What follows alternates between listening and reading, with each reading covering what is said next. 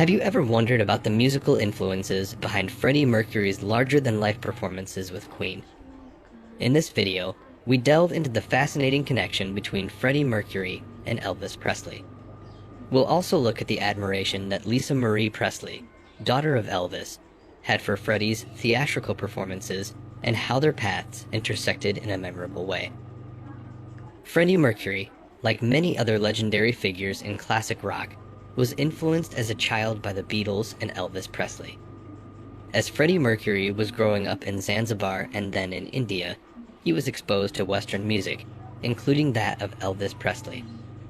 As a result of this exposure, Mercury became a huge admirer of Elvis Presley during his growing years.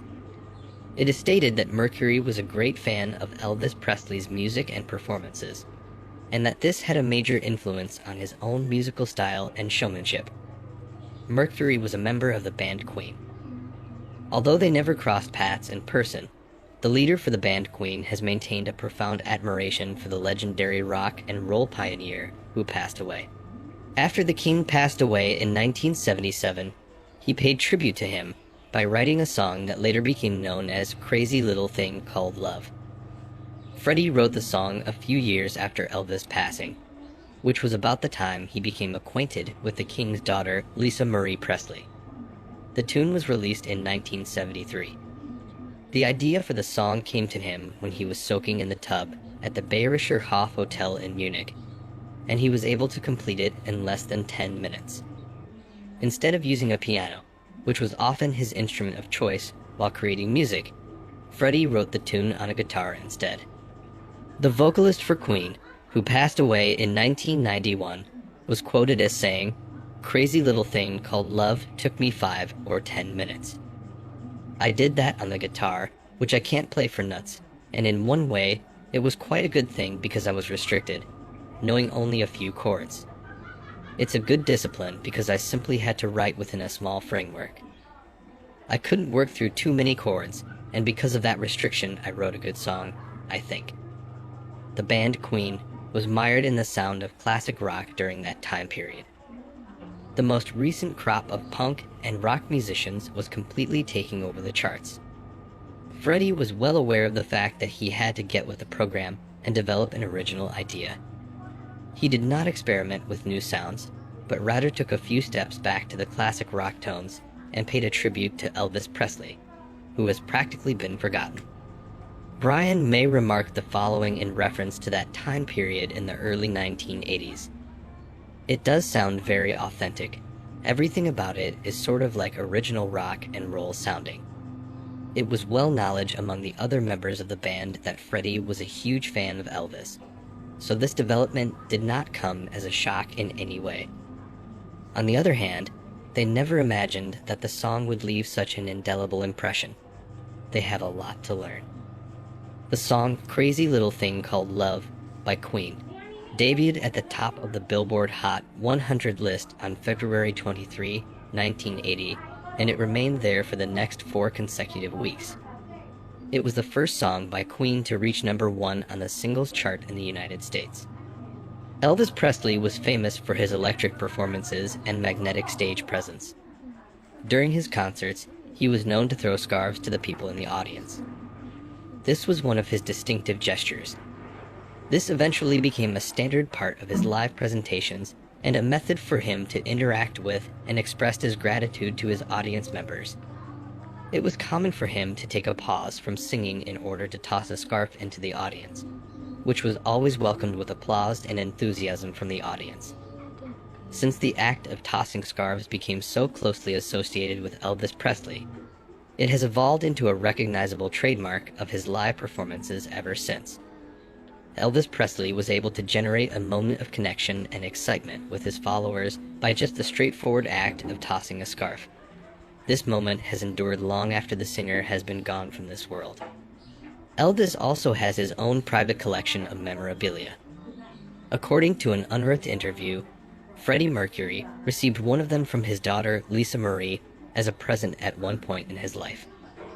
It is reasonable to assume that Lisa Marie Presley's first live performance would have been at one of her father Elvis Presley's shows, given that he is one of the most well-known figures in the history of rock and roll and is often referred to as the genre's king. But despite the fact that he would sing his daughter lullabies around the home, Elvis Presley did not bring her to any of his performances. It turns out that Lisa Marie saw her first rock performance when she was 10 or 11 years old, a year or two after Elvis Presley passed away in 1977. She went to see Queen perform for him in Inglewood, California, while she was living in Los Angeles with her mother, Priscilla. Lisa Marie Presley was a huge fan of Freddie Mercury and Queen and loved the theatrics of their concerts. During an interview in 2005, Lisa Marie disclosed that Queen was the band she saw for the first time at a rock performance a year or two after the death of her father. Elvis Presley was involved in the event in some capacity since he presented Freddie Mercury with a scarf that had previously belonged to Mercury's father. But she appreciated the concert on its own merits, notably the theatricality of it, which had nothing to do with whatever familial links she may have. As she discovered additional bands and began often attending performances by artists such as Marilyn Manson, she maintained a preference for lavish production elements in her music. "I remember bringing Freddie Mercury a scarf that belonged to my dad, and I gave it to him after the show," she said. "I loved it. I loved the theatrics. I loved Freddie." Lisa stated, "I thought Queen were awesome." It is well knowledge that she was a devoted follower of Queen, and that Freddie Mercury was one of the musicians that had a significant impact on her musical tastes.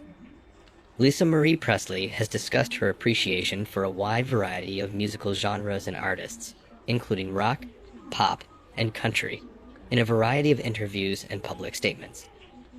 It is likely that Queen was one of the bands she was exposed to and enjoyed during her formative years. Lisa Marie Presley has spoken about her love for a wide variety of musical genres and artists. Aside from extravagant rock performances, Lisa Marie cited the Sweet Inspirations as one of her favorite acts when she was younger, hence associating them with one of her preferred musical genres. She added, "Soulful music always impacted me, gospel music.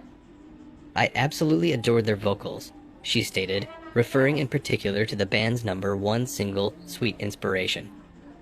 Unbeknownst to them, the Sweet Inspirations ended up performing beside Elvis Presley's father, which was both a benefit and a curse for the band. "I think they were underrated," said Lisa, "because my father snagged them at some point." By presenting the scarf to Freddie Mercury, Lisa Marie Presley was paying tribute to the musical heritage left behind by her father, Elvis Presley, and conveying her appreciation for the contributions Freddie has made to the world of music. This gesture of giving the scarf as a gift stands as a monument to the long-lasting effect that both Elvis Presley and Freddie Mercury have had on the world of music as well as popular culture. In spite of the fact that their musical styles and upbringings were very different from one another, the two artists had a great deal of respect and appreciation for one another, as is shown by the gesture.